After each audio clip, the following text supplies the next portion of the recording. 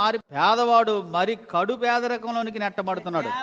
Gap between the have and have-nots, those who are having and those who are not having, the gap is very much widened. కలిగి ఉన్న వారికి కలిగి లేని వారికి ఉన్న మధ్య ఆ యొక్క వ్యత్యాసం చాలా దూరంగా ఉంటదంటండి. Yes, you know the rich people, they are having lot of money, they are immensely, they have money.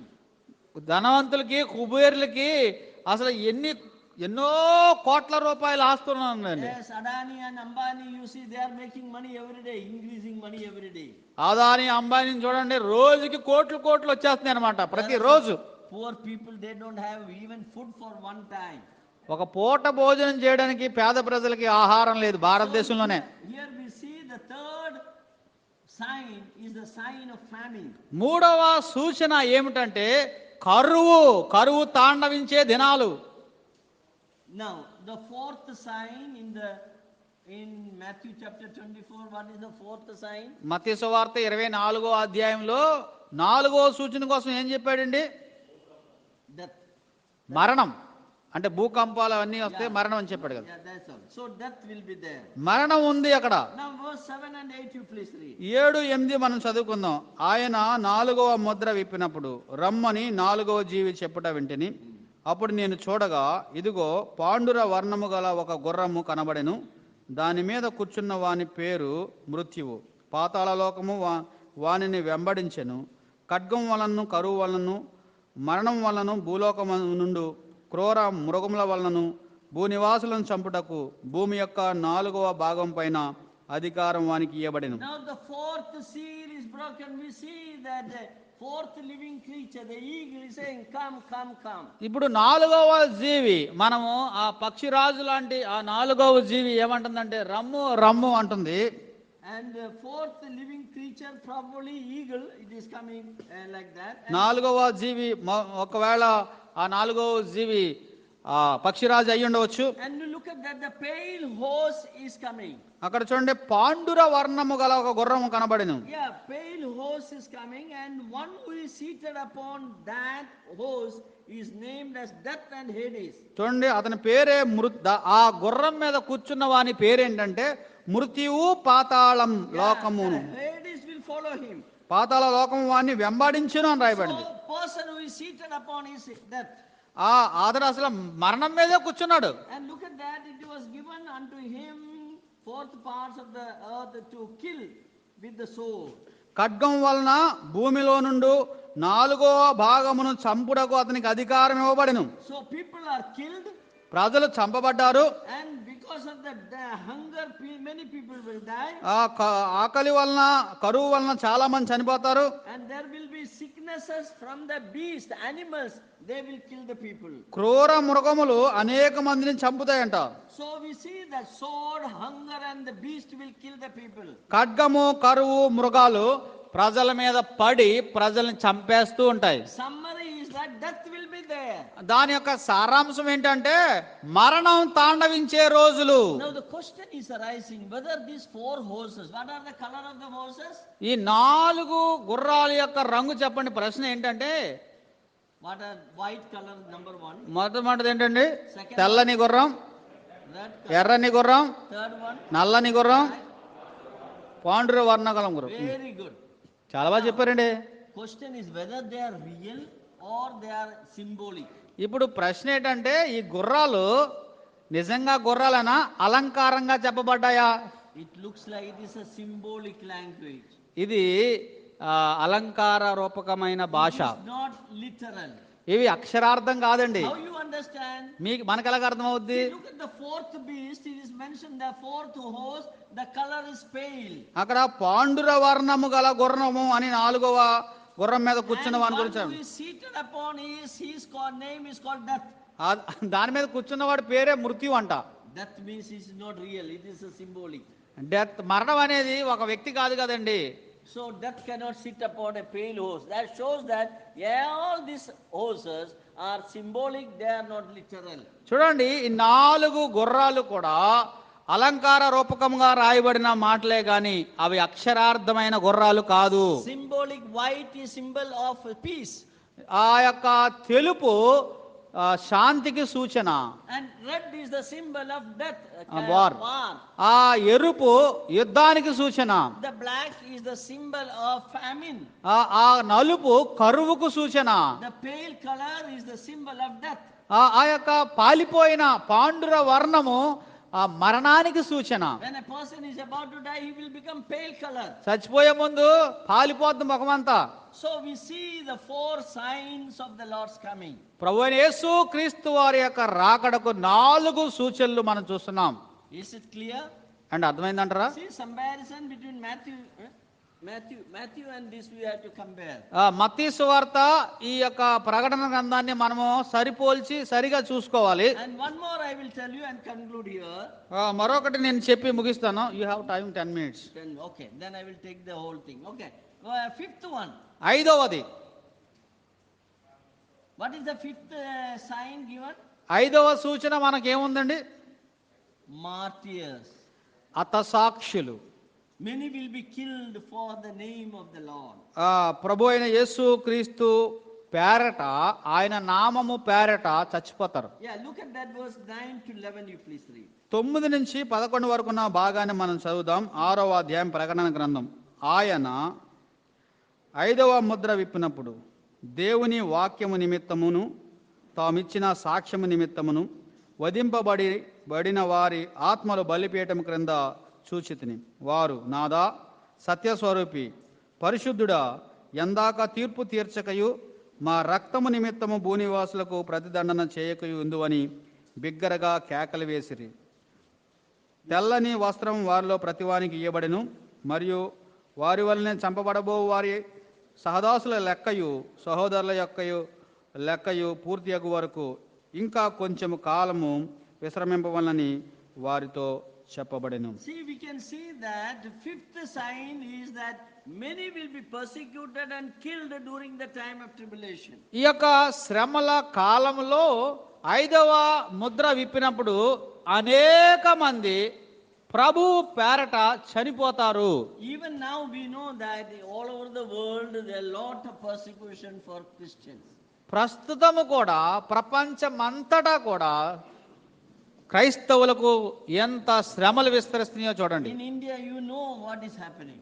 భారతదేశంలో ఏం జరుగుతుందో మీకు తెలుసు కదా. Every newspaper you see how the Christians are persecuted and killed. ప్రతి వార్తాపత్రిక మీరు చదివితే క్రైస్తవులు ఎలాగ హింసించబడి చంపబడుతున్నారో మనకు కనబడుతుంది. Not only in India, you see North Korea, you go to Ethiopia, any country, many countries are there, the Christians are persecuted. Ethiopia వెళ్ళినా, ఉత్తర Korea వెళ్ళినా, మీరు ఏ దేశంలో వెళ్ళినా గానీ క్రైస్తవులు ఎంతగా హింసించబడి చంపబడుతున్నారో మనకు అర్థమవుతుంది. Now this persecution will go on increasing day by day. ఈ యొక్క శ్రమలు తగ్గవండి, రోజు రోజుకి పెరిగిపోతాయి. You might have heard about the ISIS, how many people they killed Christians. చూడండి, ISIS అనే ఆ ఉగ్రవాద సంస్థ ఎంత మంది క్రైస్తవుల్ని చంపేశారు, పేక్కోసి కూడా చంపారు. When the Antichrist will come, he will kill the Christians now. క్రీస్తు విరోధి బయలుపడిన వెంటనే అనేక మంది క్రైస్తవుల్ని చంపేస్తారు. ఇంకా Now you can see the spirit of those who are died. చనిపోయిన వారి యొక్క ఆత్మలు బలిపీఠం కింద కనబడుతున్నాయి అంటే అక్కడ ఉన్నాయి. So their souls are under the altar in heaven. పరలోకములో కింద బలిపీఠము కింద వధింపబడిన ఆత్మలు కనబడుతున్నాయి. They are crying, Lord, when you are going to take revenge upon those who have persecuted us. మమ్మల్ని చంపిన వారు లేదా మమ్మల్ని శ్రమపరిచిన వారి మీద నువ్వు ఎప్పుడు మా నిమిత్తము న్యాయము తీరుస్తావు అని అడుగుతున్నారు. God said, wait little more time. ఇంకా కొంతకాలం నీవు ఆగండి, మీరు ఆగండి అని చెప్తున్నాడు. That those who are persecuted us, they can escape God's judgment. They cannot escape God's judgment. శ్రమపరిచిన వారు, హింసించిన వారు దేవుని తీర్పును తప్పించుకుంటారని మీరు ఎప్పుడు ఆలోచించొద్దు. వాళ్ళు ఖచ్చితంగా తీర్పు తీర్చబడతారు. Whoever persecuted the believers, God will take his vengeance upon them. విశ్వాసులను శ్రమపరిచిన వారిని, విశ్వాసులను చంపిన వారి మీద దేవుడు పగ తీర్చుకోబోతున్నాడు. It is in the history we see this happen that God will punish them, those who are persecuting the believers. విశ్వాసులను శ్రమపరిచిన వారిని చరిత్రలో మనం చూస్తే దేవుడు వారి మీద తీర్పు తీర్చాడు. So we see the Lord said, you wait little more time. ఇక్కడ ప్రభు అన్నాడు, కొంతకాలం మీరు ఆగండి. And it was given for them the robe to wear. వారు వేసుకోవడానికి తెల్లని వస్త్రాలు వారికి ఇయ్యబడ్డాయి. And that is the fifth sign, that is martyrs. ఐదవ సూచన ఏమిటంటే హతసాక్షులు. Now sixth sign. ఆరవ సూచన. What is the sixth sign? ఆరవ సూచన 24వ అధ్యాయంలో ఏం చూసామండి? Physical destruction. Great signs will appear. ఆకాశంలో విశ్వంలో అనేక రకాల మార్పులు కనబడతాయి. Now you look at that verse 12 to 13, you please read. 12, 13 వచనాలు ఇప్పుడు మనం చూద్దాం. 14, 15 కూడా చూద్దాం. Yeah. ఆయన ఆరో ముద్ర విప్పినప్పుడు నేను చూడగా పెద్ద భూకంపము కలిగెను. సూర్యుడు కంబలి వలె నలుపాయెను, చంద్రబింబం అంతయు రక్తవర్ణమాయెను. పెద్ద గాలి చేత ఊగులాడు అంజూరపు చెట్టు నుండి అకాలపు కాయలు రాలినట్టు ఆకాశ నక్షత్రములు భూమి మీద రాలెను. మరియు ఆకాశ మండలము చుట్టబడిన గ్రంథం వలెనై తొలగిపోయెను.